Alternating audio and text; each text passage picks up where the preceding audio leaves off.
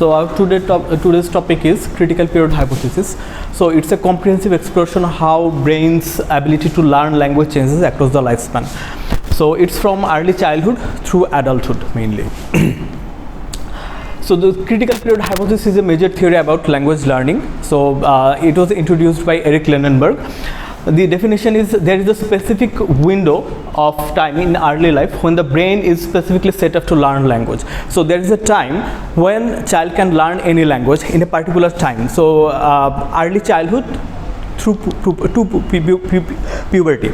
So it's actually age 2 to age 12 to 14. Okay. So after that, after the window closed, it becomes much harder or even impossible to achieve native like fluency. That's the thing. So the window is open roughly from age 2 to puberty. You can see that here, right? So why it closed? The theory from Eric Lenenberg says that it brain becomes less flexible or less plastic or less sponge. So when the window is open, so brain is like a sponge, or it's much plastic, or it's much like flexible too.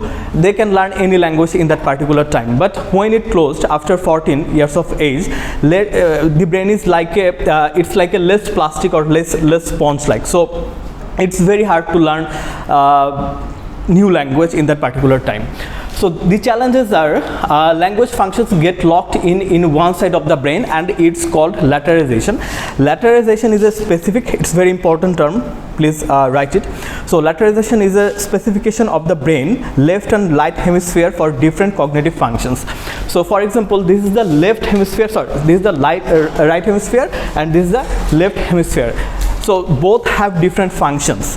For example, left hemisphere functions analytical thoughts, logics, language, science, maths, speech, writing, movement. For example, what we are doing, right? So it's like a language. So left hemisphere functions is different from analytical thoughts, functions, language, skills. Those are the works of left hemisphere. And what's the functions of right hemisphere? So it's actually art, creativity, imagination, direction, distance, facial thoughts. Those are the works of right hemisphere. So key points: implicit versus explicit learning. So you already know that nature versus nurture, right? Do you know what is nature versus nurture? So this is nature and this one is nurture. Okay. Yeah, nature versus nurture. So young learners use implicit learning. It happens naturally, right? Nature. And like learning to walk, they use the whole brain like a sponge. On the other hand, adults use explicit learning. They have to actively study rules and conscious memories. They rely mostly on memory and conscious thoughts areas. So we will study two cases today. So one is the boy from Avron. First case is Victor, and other one is Ginny. Have you heard those names before? Okay. So critical period hypothesis suggests that if a child is not exposed to a language early, the ability to acquire it later will be severely damaged.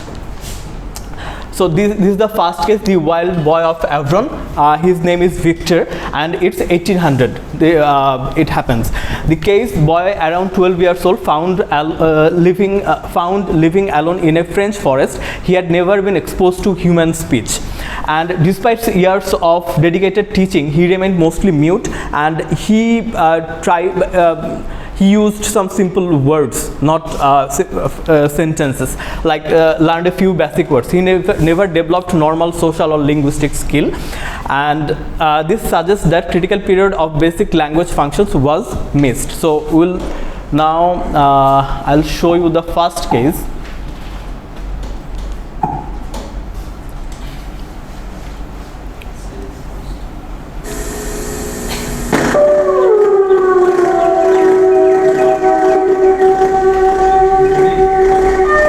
Please watch it very carefully.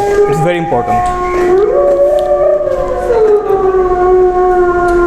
Ancient legends tell of abandoned children reared in the wild by wolves, apes, or other beasts. However, the most famous wild child of all is the wild boy of Aveyron. In the year 1800, the people of La Bassine, France, caught glimpses of a naked boy living wild in the forest. He looked about 10 years old. But nobody knew anything about his past. Where had he come from? Had he been abandoned? How had he managed to survive? Sometimes he would come close to the village to steal potatoes from the fields. He seemed as unaffected by the cold of winter as by the heat of summer. Captured, he was placed in the care of the National Institute for the Deaf and Dumb in Paris. For much of the time, the wild boy seemed totally apathetic, but occasionally there were strange outbursts of emotion.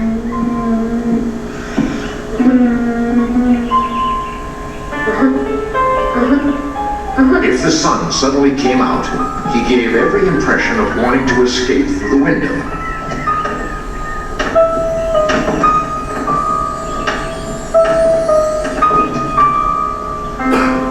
Parisians had expected him to be the epitome of their concept of the noble savage, much like our modern-day Tarzan. The reality was disillusioning. The authorities quickly classified him as a congenital idiot, and the public lost interest. There was one consultant at the Institute, Jean Itard, who believed that possibly the boy's apparent idiocy was only due to his lack of contact with other human beings. The methods which Dr. Itard was to develop over the next 6 years represented some of the world's earliest experiments in clinical psychology. To start with, Dr. Itard simply studied the boy's behavior and recorded his observations. The boy seemed unable to relate in any way to other human beings and tended to totally ignore their presence. All his moments of pleasure derived from an enjoyment of nature. Unlike people in society, vision was not his most important sense. He possessed an awareness of smells which would pass undetected by others.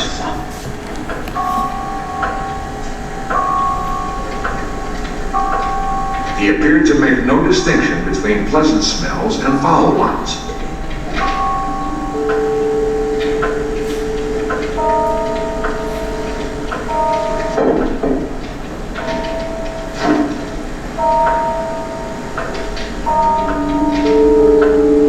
Snuff up his nose produced no effect whatsoever.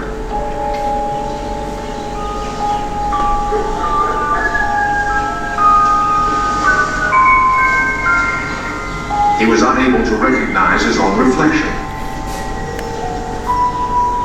Nor could he differentiate between a picture and the real object. He appeared to be completely impervious to temperatures. He would put his hand in boiling water to grasp a potato without apparently feeling the scalding heat.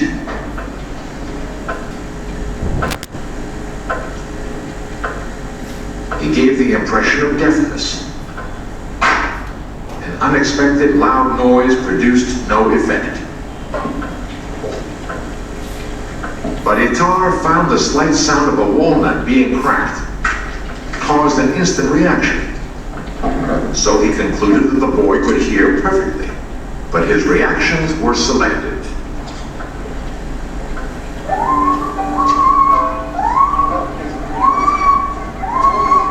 Long months of patient care went by, and slowly a change began to take place. The boy became cleaner and tidier, learning to dress himself. For the first time in his life, he learned to play. And although he could not speak, he now had a motive for wanting to make himself understood. At this late stage in his life, he was beginning the childhood which the severity of his existence in the wild had denied him. He was discovering his imagination.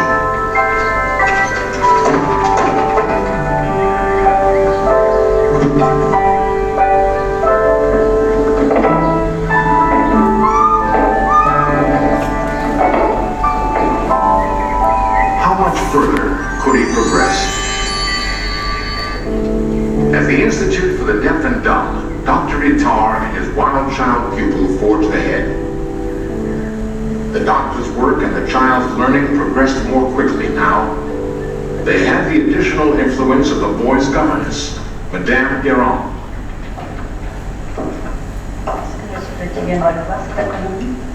Je crois pas, Madame Guérin. Through his actions, the boy gained the ability to express himself with increasing clarity, but speech eluded him. Oh, Dr. Itard noticed that one sound, O, always attracted the boy's attention. So Dr. Itard gave him a name which included this sound. Victor? Voilà, il a un nom. From now on, he was called Victor. Anxious for Victor to speak, the doctor decided to concentrate on eau, the French word for water. Perhaps Victor could say eau as easily as he recognized the sound. Oh, oh, oh, oh, oh, oh, oh, oh,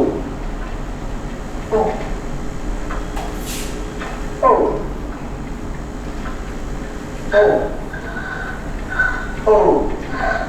oh, oh, oh,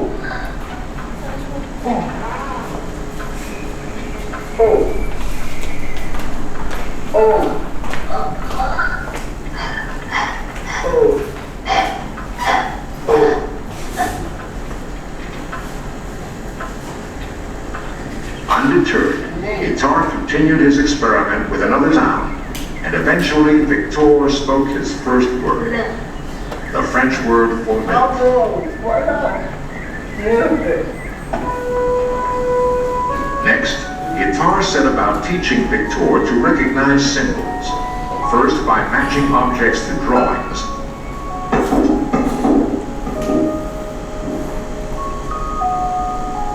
and then shapes to shapes. The doctor's goal? To develop Victor's memory of a sequence of shapes, which in time would be replaced with letters. The letters then formed into words.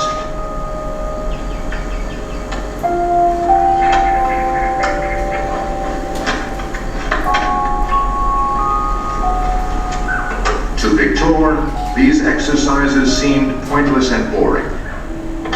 He could not appreciate the goals Dr. Itard had set, and now the learning had ceased to be fun. As the tasks became more complex, he became increasingly difficult and frustrated. Had Itard's revolutionary experiments reached their limit? Did Victor's learning abilities have boundaries the doctor could not trespass? Itard persisted, and slowly, Victor began to recognize words. The doctor would give him a piece of paper with the name of an article, and the boy would fetch it from the next room.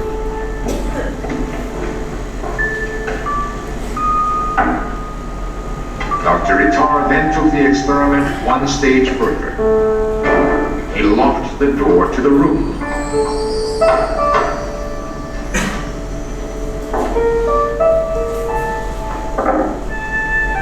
What would Victor do when asked to find an item?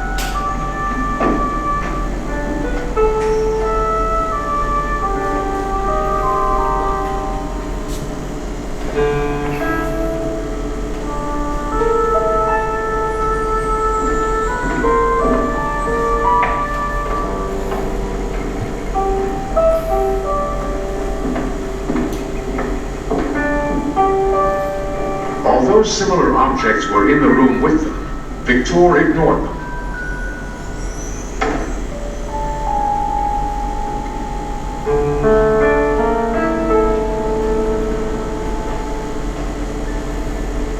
Itard suddenly realized that knife, box, and book meant only those particular items they habitually used in their experiments.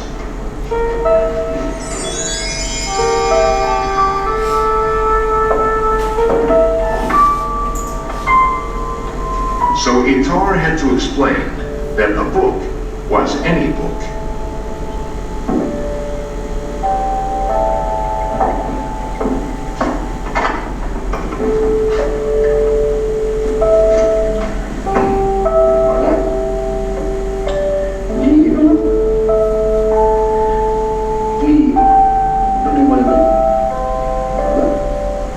Gradually, Victor's vocabulary increased to include the use of adjectives. Grand livre, petit livre, grand livre, And finally, the ultimate achievement, writing.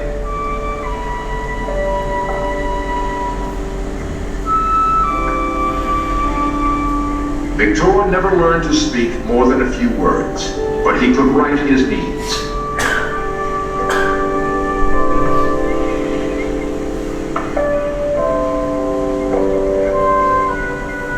After 6 years of study with Dr. Itar, he moved out of the Institute to live a long and reasonably normal life in the care of his governess.